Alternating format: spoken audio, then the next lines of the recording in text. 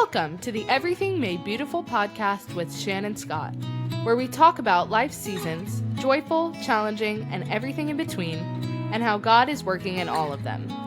Join us each week for conversations filled with hope, truth, and the encouragement that He is always making everything beautiful. This podcast is sponsored by Kava, helping you take your next step in faith through digital resources that deepen discipleship.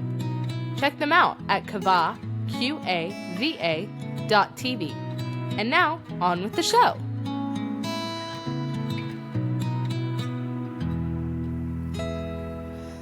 Well, hey guys, I'm so excited to welcome to the Everything Made Beautiful podcast my friend, Pastor Tony Calabrese. Tony has been in full-time ministry for over 18 years. And as I said, he's a pastor, but also a church planter, teacher, and writer. He holds a master's degree in spiritual formation and has written several small group studies. He's passionate about equipping the people of God with tools to grow in the grace and knowledge of Jesus. Now, Tony carries a unique gift that I have seen up close to shepherd and lead others to discover their identity, healing, and freedom in Christ, and to live from their why and be formed in the way of Jesus. Tony lives in Spring Hill, Tennessee, with his wife, Kim, and their 4 kids. He loves reading, learning, and fitness, and he knows a thing or two about coffee, as you'll hear today. But most of all, he's my dear friend and co-laborer. So I'm so thrilled that you'll get to hear from him. So go ahead and lean in for this conversation with Pastor Tony Calabrese. Well. Tony, as I call you, Tony Calabrese, Pastor Tony Calabrese. Thank you for being on the Everything Made Beautiful podcast. Finally. It's been in the making. Yes. I'm so pumped that you're here. Oh my goodness. Honored to be here. Anytime I get a chance to spend any time with the Shannon Scott, it's always a treat. I have a small ab workout after the fact because I laugh a lot when I'm with you. So yeah, get my ab workout in today. Yeah, well, I remember the first time that we met. I think you remember this, which was when you interviewed, when you were coming on staff as the lead pastor at our Spring Hill campus at Church of the City. Yep. And they just said to me, hey, we'd love for you to talk to this guy. And I was like, great. And so I had the, I think, benefit of literally knowing nothing about you. So being able to hear your story organically and just get to know you without really any preconceived anything. And the thing I walked away from that conversation, which I thought was delightful, by the way, with was this guy is the real deal. And then over the years that we worked together at Church of the City, that just kept being proven over and over and over is that you're the real deal. And by that, I mean, you are really a pastor, really a shepherd. You have a true shepherd's heart. And as the daughter of a pastor who's now with Jesus, but I watched him truly shepherd people over his life. That is what I'm reminded of when I watch the way that you love and care for people and lead them and all of that. So my first impression was great. And then it got proven over and over and over again as we worked together.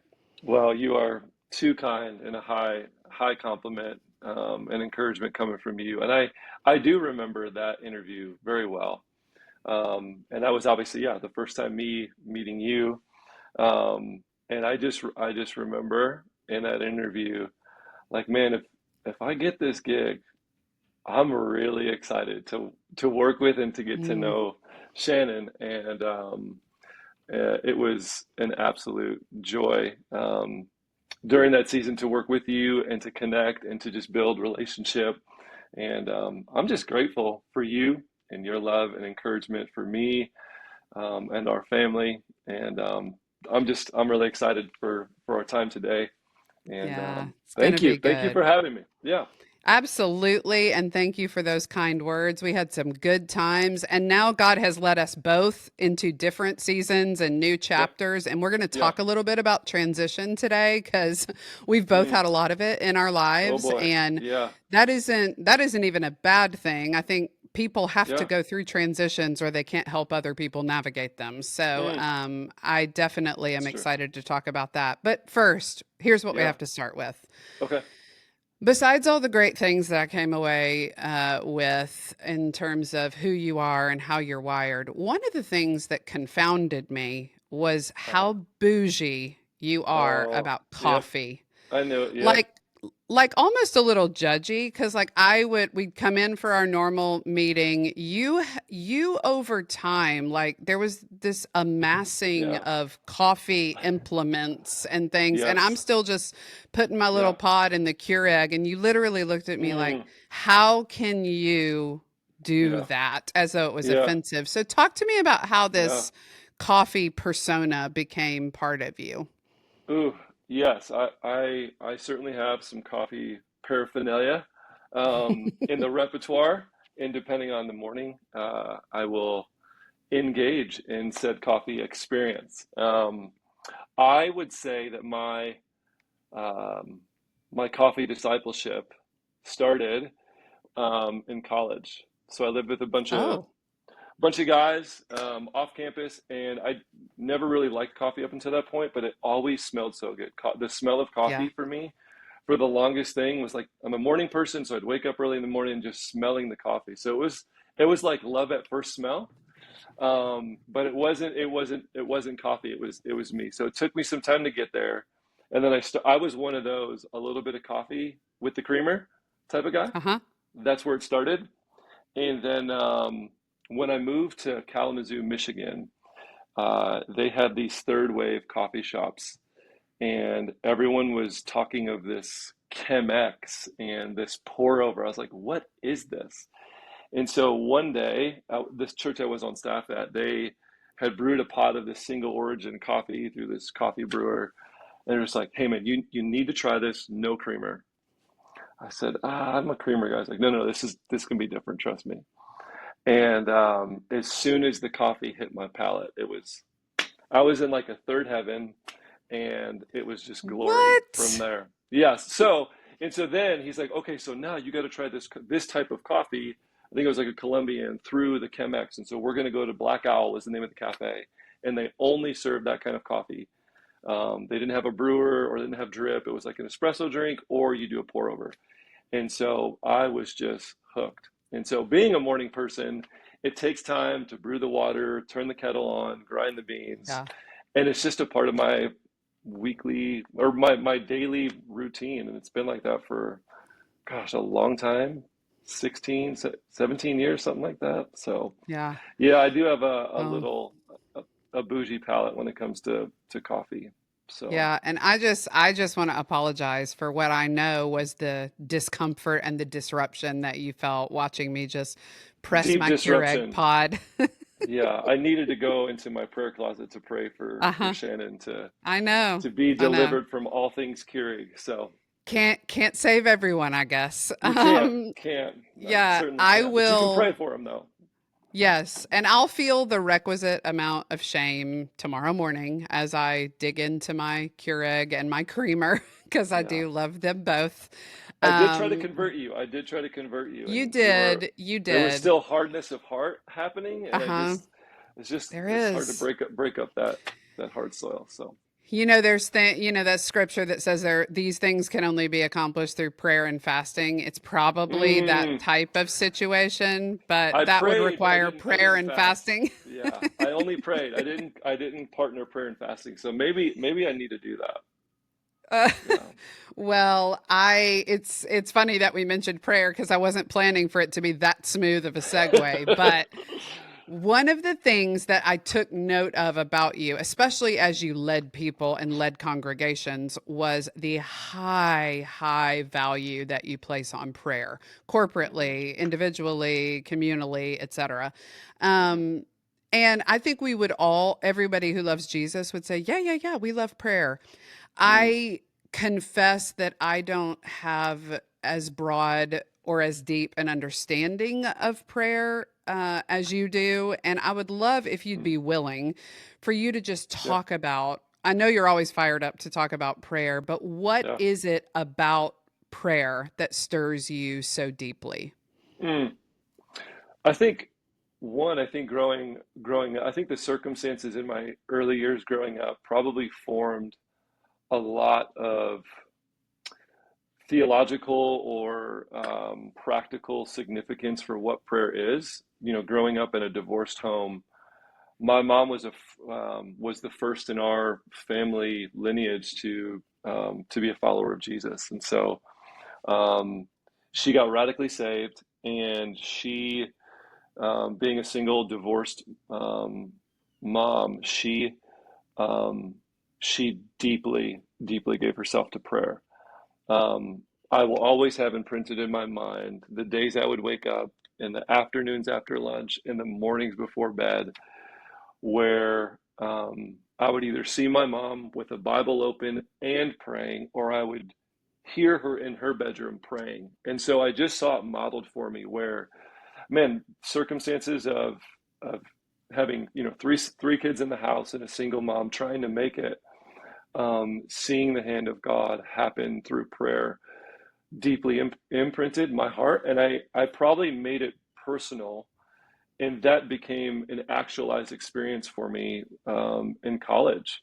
Once again, I think the people around me formed my belief about prayer. I think there was always a curiosity and a mystery about prayer. And I think sometimes you can get turned off by prayer by hearing other people pray. It's like, oh man, well, I'm definitely not on that level. And so it's going to do one of two things. It's going to either put a disdain in your mouth in your heart towards prayer as you're hearing other people pray, or it's going to be like, man, what? There's just something different about them praying. This isn't like a public spectacle of me praying, but they're praying from a well. They've encountered God in a certain place, and so those people in college, and I sort of had a second conversion experience in college, and I was just fortunate to be around those types of people, and that stirred up prayer all the more. And I think along the way, in my personal journey, not so much as a pastor, but just someone that's just trying to follow Jesus in the Western world, I when you tend to read books and hear testimonies and history and stories of God moving and praying, there's something about that. I remember, if you know Evan Roberts, he was kind of sort of the tipping point leader of leading the Welsh revival in the early 1900s, and I remember um, him basically testifying about, in the midst. This was on the other side of the actual revival. I remember him saying that there was a period for about 10 or 11 years where he spent nights thinking about and reading about revival, and then he said, this was the way that the Lord prepared me for revival. And so I think a part of cultivating hunger and for anything in life, and we're talking about prayer, I think is part of it is looking back at what God has done in history through men and women of God, praying men and women of God, reading stories, and I just think you start to see those things, and then you start to lean into those things and contend for those things. And then you start to see things happen in your personal life where it's just like, Yeah. prayer is real, prayer works. And it's such a deep well. Like no one ever arrives in their prayer life, ever. And so I think that's what probably keeps me coming back to prayer. It's just a prayerful dependence of living out the days that we're living in. And I think as you transition through different seasons of life, at least for me, I've only leaned into prayer all the more. Yeah. So yeah. Can you share a story that you remember either personally or in ministry where you saw God move powerfully through prayer that is kind Yeah. of marked in your memory? Yeah, I think this might seem kind of silly, but I remember when I met my wife, Kim. We met in college, and I was leading a campus ministry. I was volunteering for this large college ministry, and I knew I was going to go into ministry ultimately. And in previous years, I was in some relationships that I shouldn't have been in, and so I just remember making this resolute conviction that, man, the next girl that I would date. Like this wasn't going to just be playing the dating game, but I wanted to give, I wanted to be done with playing that game. And I just remember just having a covenant with the Lord where it's just like, okay, Lord, I need surety from you that the next relationship I engage in, I'm not giving away more of my life or my heart, but this is going to be my wife. And so I remember I knew Kim for a long time, and during our college years, and I just remember that we had ran together in different circles. We led worship together at this small church in Bloomington Normal, Illinois, at Illinois State University. And I just remember my heart and my attraction towards her went from friends to, man, there's some exclusive feelings that are happening in my heart for her. And I got really nervous really fast because, again, we ran in the same circle of friends. It was a very tight-knit circle. And I was like, okay, this is going to get real awkward where I have these feelings for Kim and she's either going to reciprocate it or she's not, but this is going to blow up our friend circle. And I gave 12 months to praying for my feelings because I was so resolute that I did not want to do what I had done in previous relationships as a young, immature college student. Wow. And through those 12 months, like, this is where, when you talk about God speaking and signs and wonders and things like that, I just remember seeing literal street signs of nicknames for Kim. Her last name was Rust. And so I remember driving one day and I saw this street sign called Rust, and just random conversations with people. And so I just knew it was during that time that was the Lord sort of nudging me. And I just remember after 12 years, I finally told Kim, took her for a walk. I said, I just need to share where we're at. We've been friends. Here's my feelings. And when I told her, she was like, it's about time. Like, it's about time. Because she knew. Yeah. I was going to say, girls don't usually take that long. We're They pretty don't. keyed in pretty quickly. And she was resolute on, I'm not going to make the first move because, she was feeling things. And so I think in a very sort of immature way, that was probably the beginning of me being like, man, I really gave myself to believing in something and really needing God to just give me clarity and direction. And he did. And I would say the other story, maybe on the pastor ministry side, is that when we were in the middle of a 21 days of prayer and fasting in Kalamazoo, Michigan, where we felt a shift in our heart, we knew transition was coming. We had no reason to leave. We had the best 5 years of life, ministry, and marriage, the most fruitful years.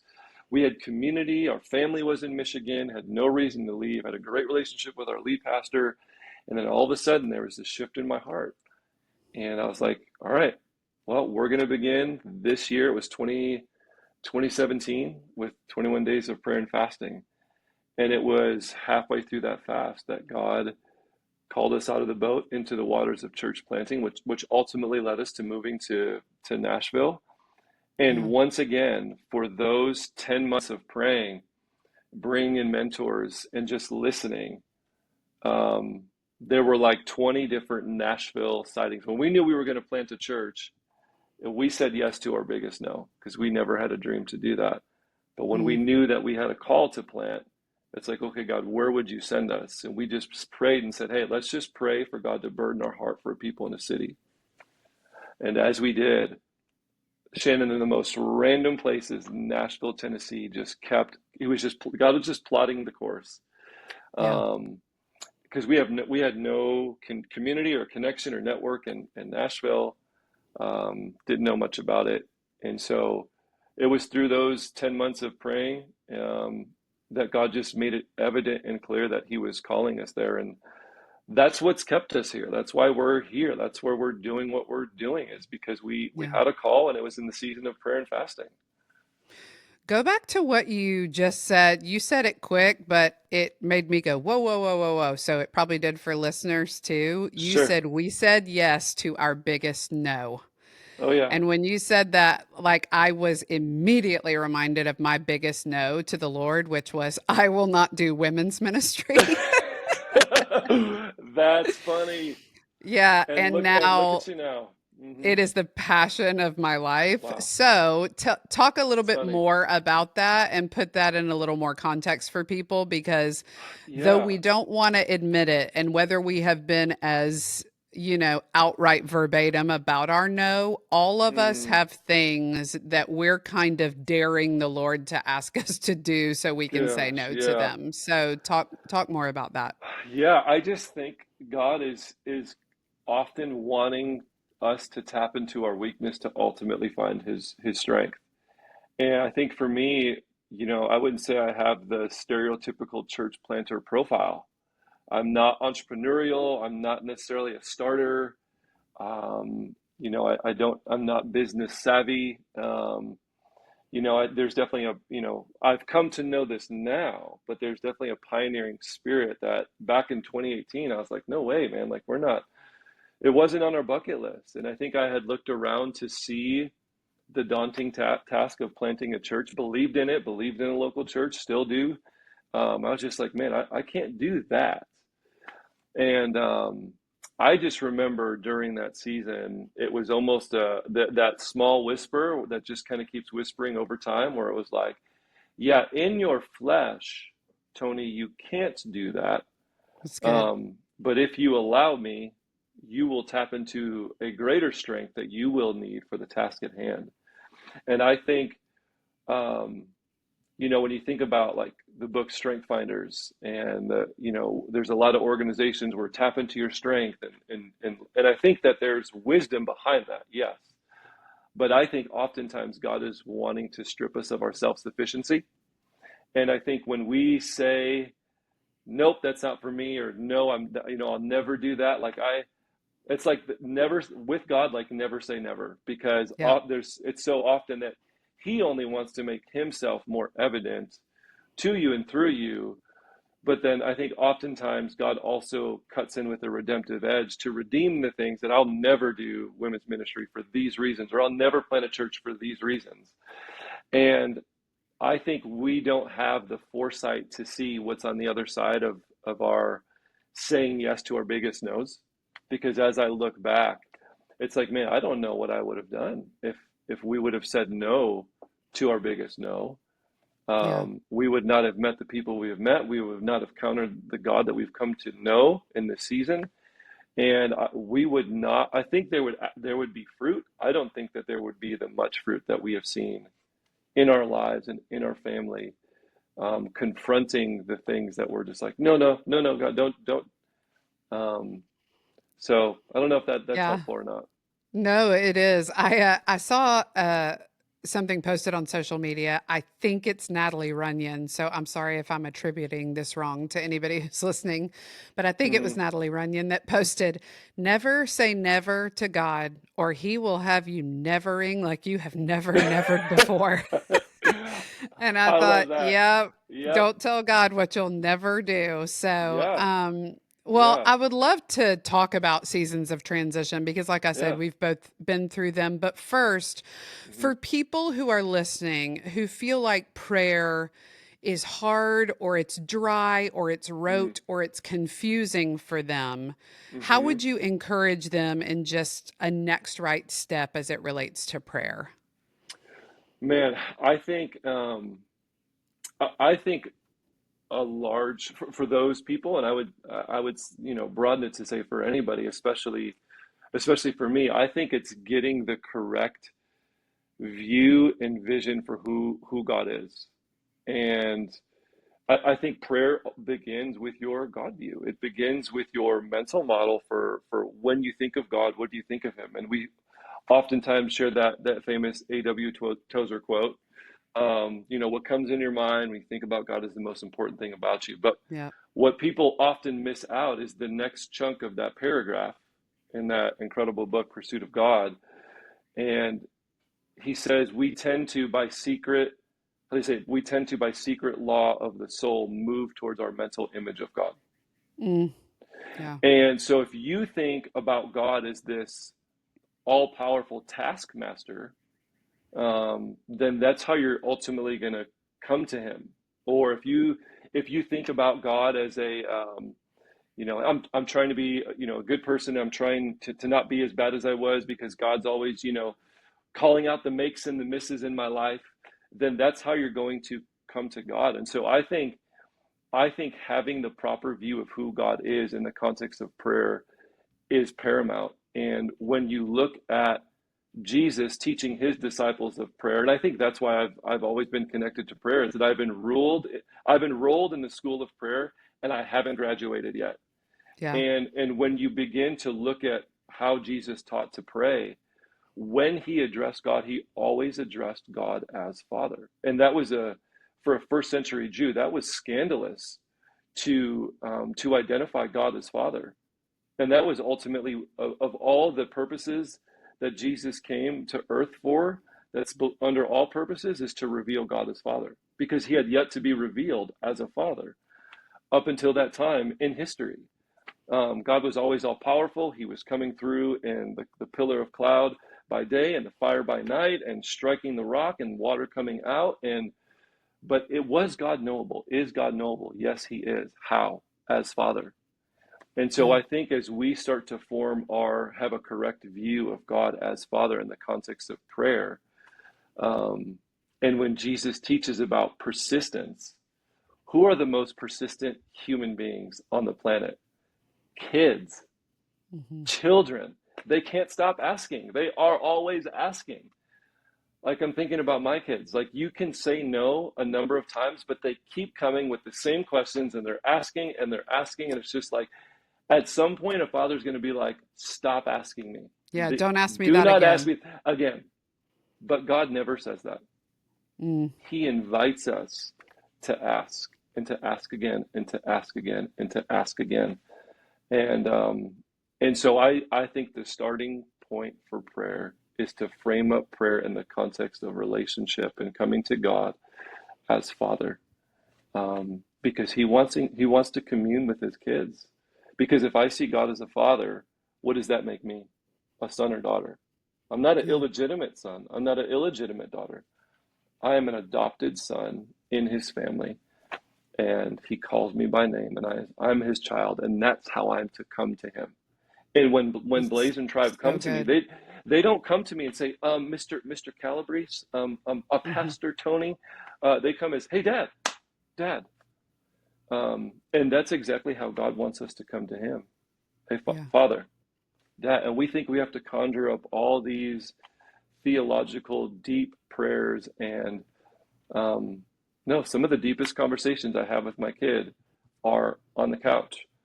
It's not in the sit down, let's have coffee, let's get a steak out, and let's get prim and proper. No, it's communing on the couch. And that's really what prayer is. We won't get there unless we see God as who he truly is, Father. Yeah. So good. So assessing our view of God and ensuring we rightly understand him as our Father is a great first step toward unlocking Yeah, something in what it means yeah, to pray, and not pray, to your point, mechanically or robotically, but hmm in the kind of intimacy and the comfort that a child has with their yeah, parent, with their loving absolutely. parent. And I think, my prayer journey was coming to God, petitioning for things that I need. And then as you grow, you start to come to God to intercede and to have intercession for others. But the last place to get to, and I think this is the starting point, and what prayer primarily should be, is prayer as communing with God. Where I don't come with a pretense or agenda or my list. He wants those. But what he first wants is connection and communion with our hearts. Yeah, so good. Well, speaking of prayer and the way that it serves us, I know that for Yeah. you and for me, we have both walked through seasons of transition. hmm Uh, and I would say in my life, like, I am not a person that it can be said she was in that spot for 25 years or 30 hmm years. And there are people who are lifers places, and that is such a Yeah. gift. But then there's hmm also a gift of, I've had the benefit of seeing the work of God across many different contexts, and mm my understanding of his ability to show up in so many different places is fairly broad. And I know Yeah. you've had a similar journey, and we both over the last year have had a similar journey. It's been about a year now for both of us Hmm. that Hmm. we've been doing the next thing God's asked us to do.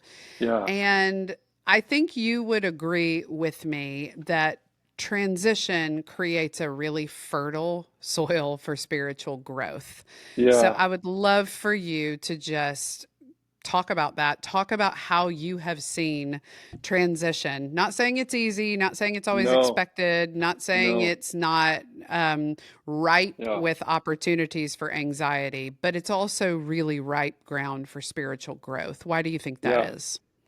Yeah. I think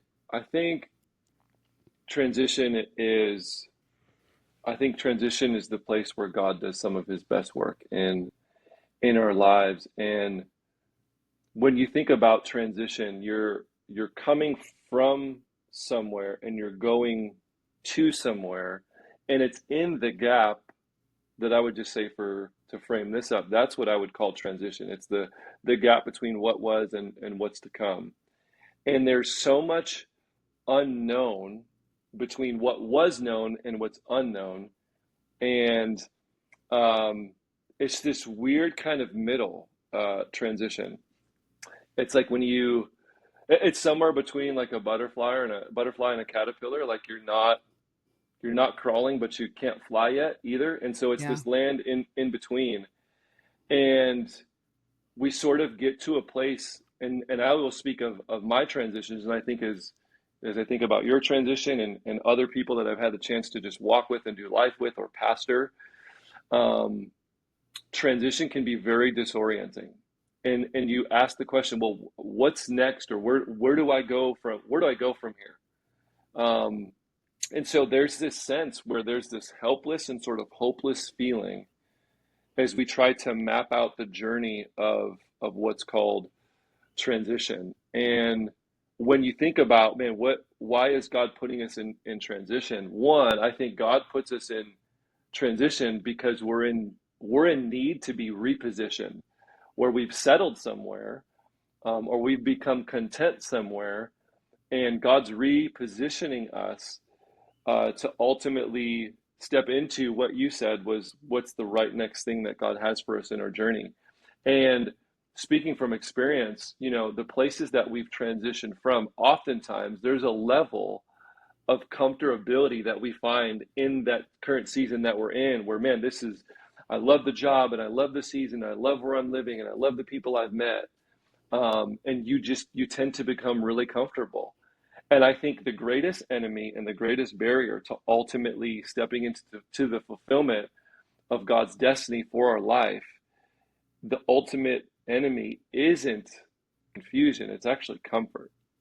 Yeah, that's Our good. the greatest temptation is for us to live our life in the comfort zone. And when I think about when I lived in Michigan, like it was the most comfortable season of, like, literally our Kim's side of the family was moving up to Michigan. We quickly found a community of people that we did life with very deeply. I was in a fly high season, and at the end of the day, God's always trying to get us out of our comfort zone, because faith does not live in that comfortable setting. Um, I tend to be someone that wants convenience and ease. And I think ultimately, Shannon, to follow Jesus Christ and to come into our calling means to come out of our comfort. And I think God will use transition to get us to that place where he moves us and he nudges us, and we once again come back to being confronted with difficulty and discomfort. And so when we reposition, sometimes when we're repositioning, it's the right time to realign ourselves with who God is and his will for our lives. We tend to sort of, Oh, re-up our commitment and our devotion to him. God sort of is rearranging the furniture in our life to reprioritize the things that we once lost living in the land of comfort. And so, and it's ultimately when we're in a place of obscurity, God is forming our identity. It's a place of yeah. identity formation. And some of the greatest invitations of life will only come in the form of transition. And I actually think transition isn't an enemy. It's an invitation and a gift, Yeah. where we get an upgraded revelation of who Jesus is and what he's doing in us. And I think we all actually come into a deeper reality of who we're created to redeem to be in that place, because it's not going to happen in comfort land. Yeah. So, I so resonate with what you're saying. And it's interesting because I mean, I have vulnerably shared before, and I will again, that I I felt those, you kind of described it like this, and I would describe it the same way. I started feeling those hints of, hey, it's time to start considering what may be next, and mm, I bucked it, and yeah, I tried 6 ways to Sunday to have both. Yeah. mm, Let me consider what's next and also do all of this. And yeah, okay, well, hey, maybe if I just take one step back from all of this, I can still do all of this and consider what's next. And I think I probably drug that out for a year. mm, And at the end yeah, of the day, it was God going, are you going to obey me completely, or are you going to try to have one foot on the boat and one foot on the dock yeah, unendingly here? yeah, And but it's interesting because the discomfort of the unknown hmm, is a very scary proposition. And so we yeah, will more often than not choose the comfort of the known, no matter how, healthy or unhealthy it is, over the discomfort of the yeah, unknown. yeah, And in my story, and I'm sure yours, the first question people ask when you're transitioning is what happened? hmm, Because we are conditioned, even though yeah, everything you said is true, and I was nodding and I believe it, we're yep, conditioned to assume transition immediately means something's bad, versus hmm, in the same way God said to Abraham, get up and go. that's right. We're just following the Lord, and he's not, Yeah, there are some of us who are not going to stay where we are forever. We're going to yep, be people who move and who follow the call of the Lord. But yeah, I appreciate your teaching to us that it's those seasons of transition are an invitation to be hmm, refined and to be yeah, sanctified in a way that won't happen in comfort. It's the yep, discomfort of that liminal space that has such refining power in our yeah. lives. And So when that's you so think, helpful. yeah, and as you were saying that, Shannon, I was thinking about, the story of Peter. We know Peter as he delivered the first sermon in the early church, and he was this apostle, and um, God prepared him to do all the incredible, miraculous things, to be a catalyst in the early church and as a pillar and as a leader. And one of the many defining moments happened when the Lord transitioned him to get out of the boat, he only ever walked on land. But yet there was God summoning him to do something that no other human had done outside of Jesus himself, was to walk on water. And there was such a dependence that Peter needed, that as he kept his eyes on Jesus transitioning to him, he stayed afloat. But the moment that he took his eyes off, and so I think Peter um, got in touch with the power and the reality of Jesus that would ultimately come to live in him, to live out all the other things that God's calling him to do. Um, and I think once we become acquainted with discomfort and transition, you're either going to white knuckle your way through that Yeah. transition, or you will come to a place where it's the Jehoshaphat, Lord, we don't know what to do, but our eyes are on you. Better. Yes. Yeah. And so you get in touch with that, and it's just like, oh man, I don't know what to do, but my eyes are on you. I can only depend on you. I don't know what's next. I don't know I'm going to make this through. And then you make it through, and you look back, it's like, whoa, this was totally the Lord. I saw His hand do this. I don't think I've ever encountered God that way before. I didn't Yeah. see that side of Him. And so that just becomes, I just think transition is also a preparation zone as well, where it prepares you for what God's ultimately preparing you for. And I look back at all the transitions of my life. I didn't know it then. I didn't have the insight of hindsight then, but I do now. To see that I've transitioned through all those things where it's like, oh, transition again. And it's like, okay, this one's going to be hard, but I know what to do. I know where to go. I know where to look Yeah. for, where to look for him. So, Well, in our yeah, dependence, I don't naturally embrace dependence on Jesus in my seasons of comfort when I know what mm, I'm doing, I know what's coming, I kind of know the lay of the land, I know the schedule, I know the responsibilities, I know the yeah, expectations. I find hmm, that I really, really quickly default to self-sufficiency. And when I'm yeah, in transition seasons and when I don't know what's next, my hmm, relationship with God is deeper. It's much more acute. Like it almost kind of feels like it sizzles a little yeah, bit. I yeah, I see his hand, I see his work everywhere. And so yeah, the real challenge for me, and I think the challenge for all of us is just because we get where we're going, not to lose that posture of dependence on God yeah, for everything in front of hmm, us. Um, yeah, so that's what I've had to even just recently be like, just because you think you kind of know what's going on, yeah, don't lose this sweet season of yeah, we don't know what to do, but our eyes are on you. yeah, yeah. What would you say to someone who is currently in a season of transition? And I mean, maybe it's a job change, maybe it's a move, maybe it's a Hmm, relational shift, maybe something's hmm, happening in their marriage, or maybe there's a spiritual transition. But, we've been talking about how God has become really close to us in those seasons, and we've yeah, experienced him that way. What about people who feel like God is silent as they're in a mm. season of transition? What encouragement would you give to them? Yeah. I think, and I think I would probably I'd come back to the reality of God. What is his ultimate purpose in our life in the midst of that, and what means is he going to use to get us in touch with that. And I think in seasons of transition, it can be very dark, it can be very lonely, and there you come to a place where um, yeah, I feel like God's silent. I feel like this has jolted me, and I just heard about this transition and I wasn't preparing for this. And I think that in the midst of that, um, I think the opportunity. Here's what I'll say. I think his perceived absence sometimes equals God's silence, and I actually think that that is the prime condition for God to actually truly break through with his voice, with his presence, with provision.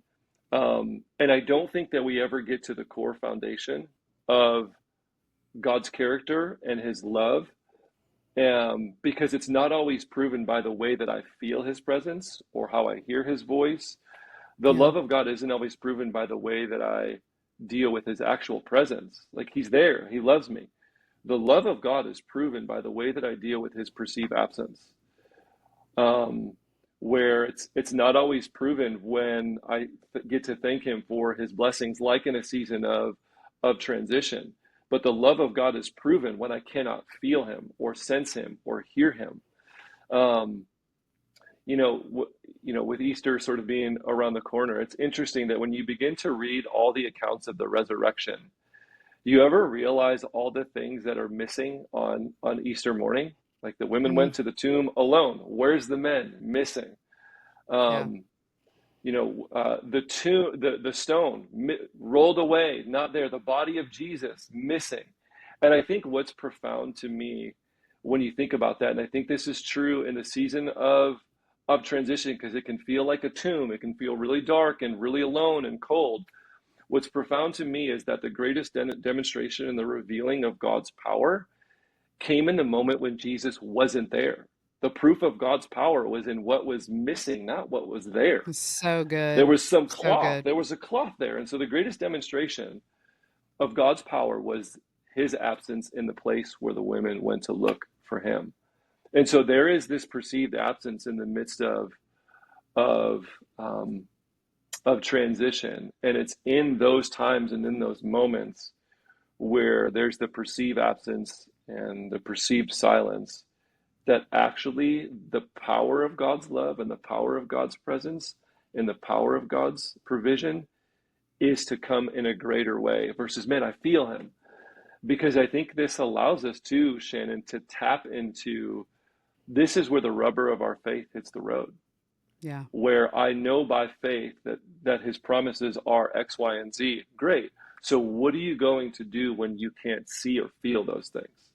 Yeah. And the deepening of our faith is being rooted all the more. And so my encouragement would be is to just continue to remain faithful to the things that you know about God that are true. Yeah. And to bring those things. And I just remember in those seasons of transition where God, where are you? Like, you orchestrated this Are and you you're not seeing even what's here. happening? Are you seeing what's going on, right? Like, I just remember journaling all these. I remember journaling and just reading the Psalms over and over and continuously in the midst of that season. And at just the right time, God would open the door and begin to back the truck of provision in those seasons. And when I realized that there was a testing of my heart, there was a refining of my motives. I didn't have to rely on my feelings. And I had to actually believe and put my faith to the test that I believe these things to be true. There's a gap right now. These are the promises that I know, but I'm not experiencing these. And so my faith needs to fill that. My prayers need to fill that gap. And ultimately God is a rewarder of those who diligently seek him. And Yeah, that's good. and I love that. why would we diligently seek him when we see him and know him and feel Yep. him and we're in a fly high season? And yeah. Yeah. I love the resurrection analogy, that Easter analogy of he wasn't in any of the places they were looking for him. In fact, the angels are like, why are you looking for the living among the Yes, dead? among the dead. And, Yeah. so Mary is crying at the tomb because he's not Mm. there. And Mm-hmm. he actually is. He's right behind her. Yeah. Yes. And showing up That's good. not in the way that she imagined him to be, which, Mm-hmm. yeah, that's encouragement for us. And that's hope for us when we are facing one direction, crying because he's not there. It's Yeah. very likely that he is standing right behind us in a Yes. completely different way than we expected him to show up. Mm-hmm. That's so Mm-hmm. Yeah. good. Well, Yeah. speaking of transitions, you have planted a church.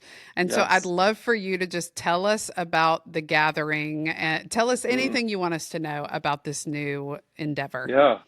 Yeah. This past summer, our family endeavored to pioneer and start something once again. We moved here in 2018 to plant a church, and that season was short-lived as the Lord transitioned us out. We were in the middle of COVID, and it was a Yeah. necessary ending. We had to end that season. And so that dream that we had in our hearts has been alive more than ever. And so, yeah, this past summer we started a new community called The Gathering. It's in Spring Hill, Tennessee. And we started gathering in a home once a month on a Sunday. It was called Waffles and Word before it was called The Gathering. And that was us sort of, I do think go ahead. Waffles and Word might have been a more attractional, name Yeah, for a church. totally. I'm just saying. Just saying. People were a little disheartened that we had to get rid of our the Waffles and Word terminology, but we just wanted to we gathered every last Sunday of the month, and we sort of were testing the waters to see what God was going to breathe on. And so we did that for several months, and then as we turned over the calendar year to 2025, we officially became the Gathering. But it was just a homegrown, slow-grown, I guess, approach. We learned a lot from planning a church the first time. So, yeah, we just wanted to gather people under one roof, under one name, and just run after his heart. And we opened up the scriptures together. We prayed a lot, and just invited the God of the universe to invade our places and spaces. And so, yeah, just a couple weeks ago, we started gathering in a rental venue in Spring Hill, and it has been one of the most freeing, joy-filled seasons of ministry. This is Mm. my 19th year of being in ministry and as a pastor, and this has been the most freeing, most liberating, most powerful, joy-filled season of ministry. And I've had some really good ones, but this one is very special and very unique, and absolutely adore the people that we get a chance to do life with in this season. So Well, congratulations on that. yeah, Church planting is not for the faint of heart, and I know you no, know that. And I yeah, know that yeah, people listening who have either been engaged in a church plant or planted one themselves are thinking, oh, we yeah, understand, set up, tear yep, down, like we get it all. So I would just say to yeah, those of you listening, if you feel led to support Pastor Tony and Kim in mm, any way through the gathering, I will put all their information in the show notes so that you can support mm, them financially or otherwise. If you are looking for a church home, if you are in Franklin or Spring Hill or the surrounding Middle Tennessee areas and you don't have a church home, check it out. mm, I can say that through my experience of Tony, he is truly a pastor shepherd. So you will know mm. him if you decide to be part of his church body. So, Tony, congratulations on that. Thank you. It's my prayer that you will see God show up in ways that you never imagined, Mm, and that He would blow you away with provision and with His yeah. nearness in this season. Amen. So I'm grateful for the words Thank you you. used, liberating and free. Like those are $1 million words, and I'm really glad you're Yes. using them to describe this Thank season. you. Thank you. Before we go, because you've Hmm. shared so much good stuff with us, I'm going to be re-listening to this as I get it ready, because so much of it is encouraging to me. So Mm, thank you for your wisdom. yes. But I do want to ask you the question that I always ask all my guests, because this is Okay. the Everything Made Beautiful podcast, and we That's right. believe that God is always in the process of restoring and Yes. repairing the breach and making everything beautiful in its time. Yeah. And so we want to consider beautiful things. Mm, So if okay. you could design and architect your perfect, beautiful day, what would it look like from start to finish? Wow. Okay. Well, a beautiful day would start with a beautiful cup of coffee, Of course, of course. uh, through a Kalita Wave or a V60. Um, Are those d- cars? Like, what is that? Sorry, those are coffee brewers. Those are Ah, vessels to brew the coffee. yeah, One's a you're so flatbed, one's a fancy. cone You dripper. are I know. so fancy. You have talked about that like people talk about cars and guitars. Yes, yeah. It's a it's a holy habit. Uh, so I would start with a really good cup of coffee. Are we like, am I architecting the weather too? Yeah, anything in what is your perfect day? Yeah. I actually love when there's not a cloud in the sky and it's just all blue and all sun. Hmm. Love some good cirrus clouds and cumulus clouds, but if there's like no clouds and it's blue skies, um, 75 degrees, I'm probably going to be outside. Um, I'll probably spend my morning looking out on the deck at the trees in my backyard. And then I think from there, um, a beautiful day would be um, having some good Bible time, some prayer time, and then from there, wow, I would absolutely go on a lunch date with my wife Kim. Um, Play some kind of board games with my kids. Throw the ball around with my sons. Um, Man, and probably grilling a good steak or maybe doing some hibachi on the Blackstone. Wow. I'm kind of yeah, I'm kind of a simple guy. I don't I'm Yeah, that would probably be my day. And then to finish off the day, a beautiful day would be finishing off the day with some really good friends around the fire pit. Yeah. That would make my ideal beautiful day. Love it. Thank you Yeah, for sharing simple. that. Your beautiful day is very accessible. I feel like any of us could be participating in that and would love Yeah. it. So, yes, thank you. And thank you so much for coming on the show and just for sharing from your heart with us. It's encouraging, and I know there are people listening that it will be a word in season 4. So, thank you. Well, thank you for helping all of us um, make everything beautiful in our lives through providing this platform and this content. As I have listened and encouraged and read through all the things that God's doing through you. So thank you Mm, for putting your hand to the plow, for us to till up the soil to ultimately plant seeds to harvest all the beautiful mm, things that God's doing in our lives, even in the hard season. mm. So thank you. Thank you. Yeah. Thank you for saying that. And to everyone listening, as I said, I'll put Tony's information and his church information in the show notes for you to follow along and support. And don't forget to be on the lookout today for all the ways that God is making everything beautiful, including you. And we will see you next time. Thank you for joining us for Everything Made Beautiful. We're grateful for your willingness to tune in. Don't forget to subscribe, leave a review, and share today's episode. For more from Shannon, including articles, resources, and upcoming events, visit shannonsuzannescott.com. We'll see you next time.